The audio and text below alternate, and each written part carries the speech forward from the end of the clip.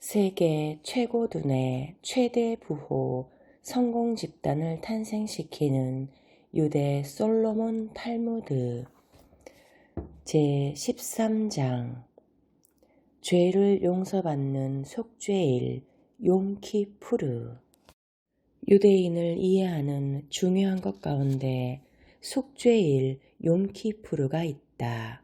이날은 유대력이 신년을 맞는 가을 행사의 하나로 1년 동안의 죄를 신에게 참회하면서 꼬박 하루를 금식하며 보내는 날이다.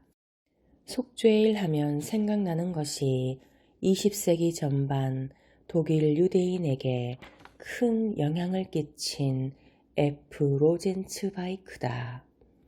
그는 청년 시절에 친척인 J. 로젠스토크와 종교 토론을 했다. 로젠스토크는 그리스도교로 개종하여 유명한 그리스도교 신학자가 된 인물이다.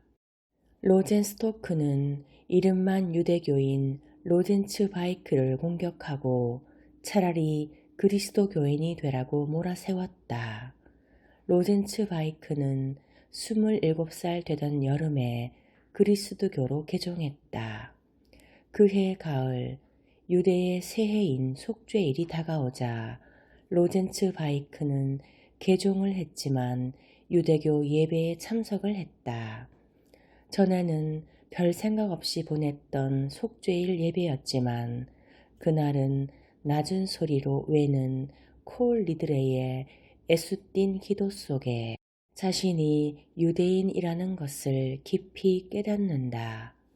그리스도교인은 신과 만나기 위해 교회에 간다. 그러나 유대인은 늘 신과 함께 살고 있다. 그는 그것을 속죄일 예배 중에 절감했다. 그는 예배가 끝나자 그리스도교에서 유대교로 돌아왔고 이것을 계기로 유대교의 가치를 계몽하는 일을 시작했다.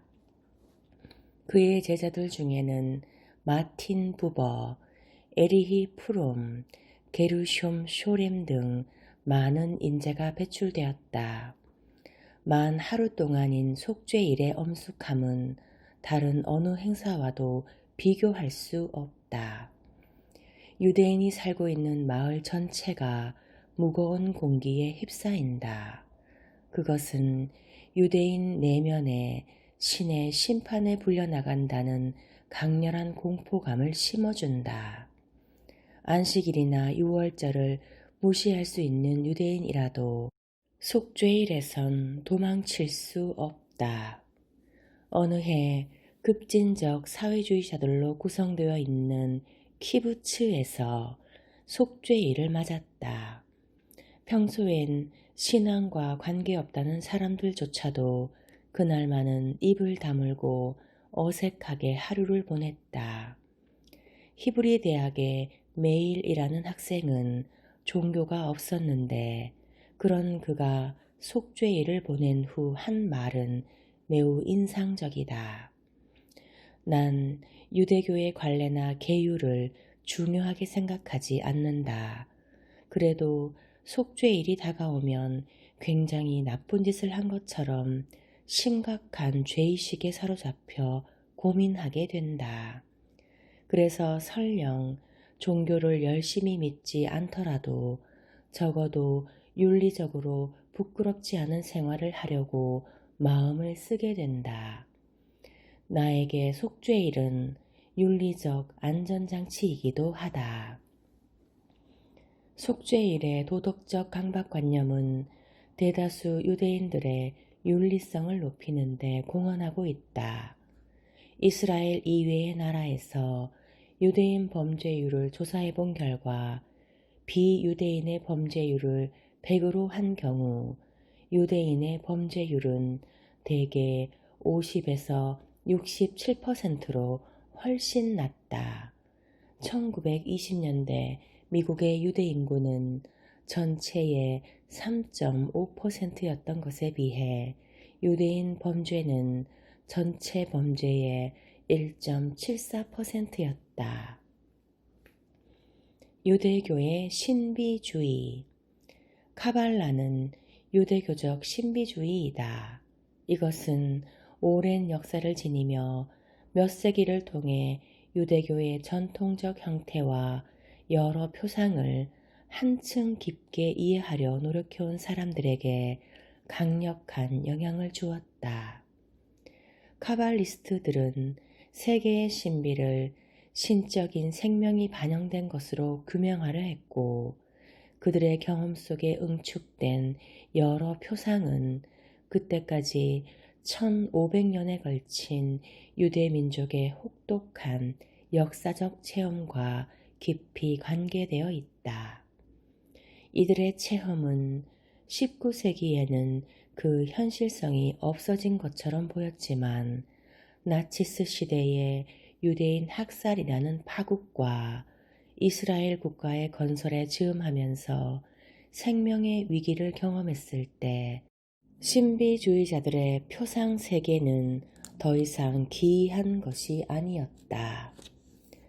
신비주의는 유대교에서는 지금 여기에서 신과 인간의 결합, 다시 말해 지금 여기에 존재의 바탕으로 귀환하는 것을 목표로 하는 것이었다.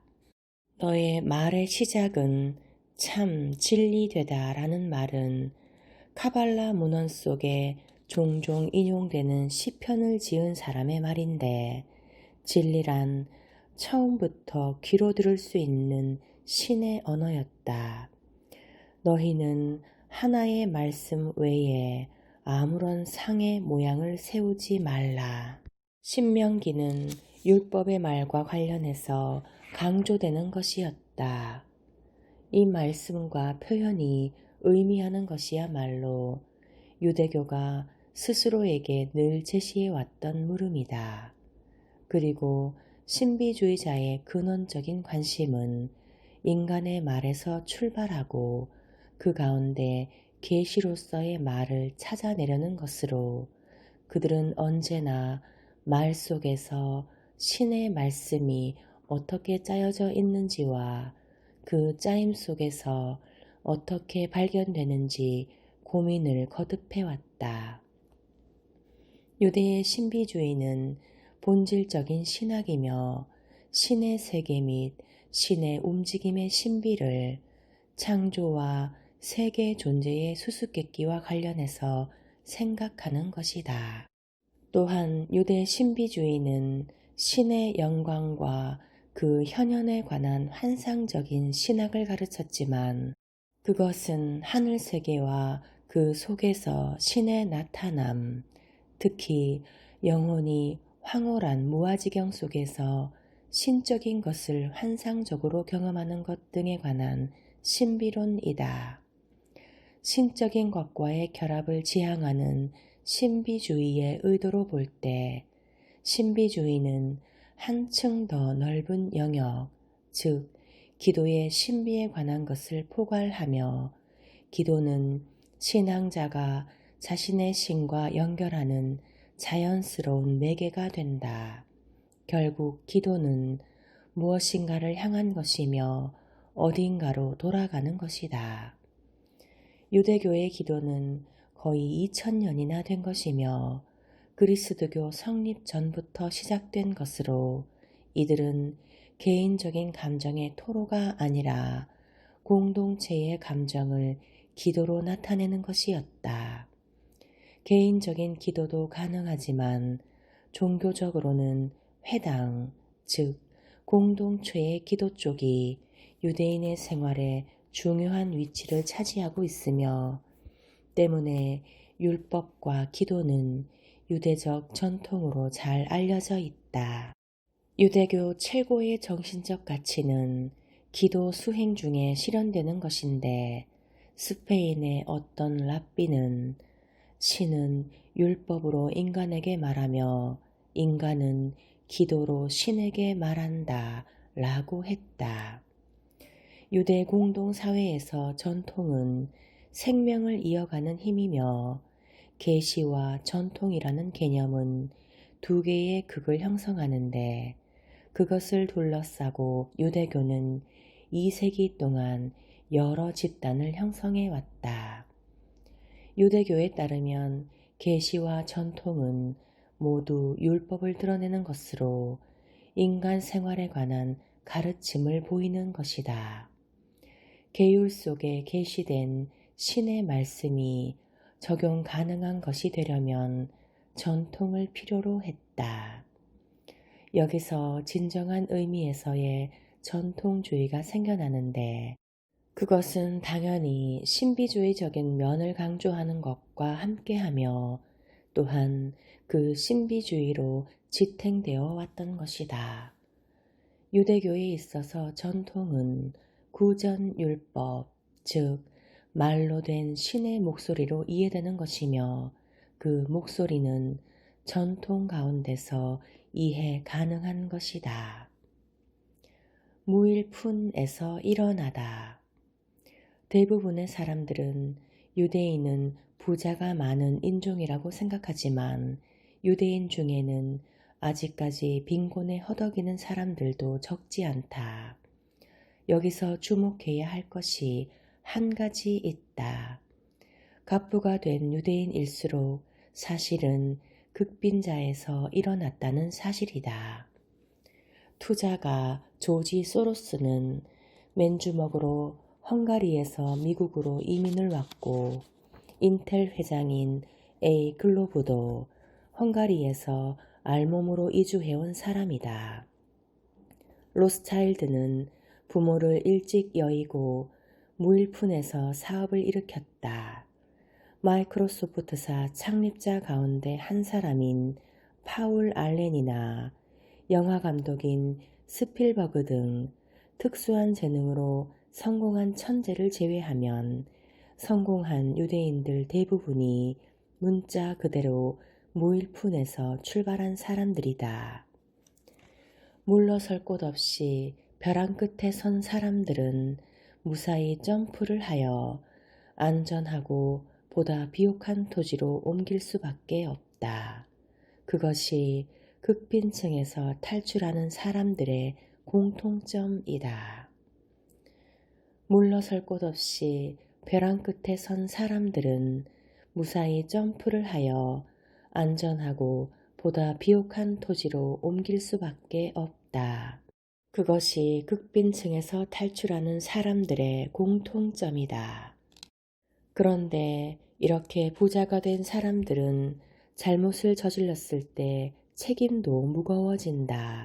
성서는 그저 고위층의 과오 청산 방법에 대해 규정하고 있지만 탈무드는 과실이 발생한 시점에 대하여 재직 전이라든지 재직 중이라든지 혹은 재직 후라든지에 따라 그 속죄 방법이 달라지는 것까지 언급하고 있다.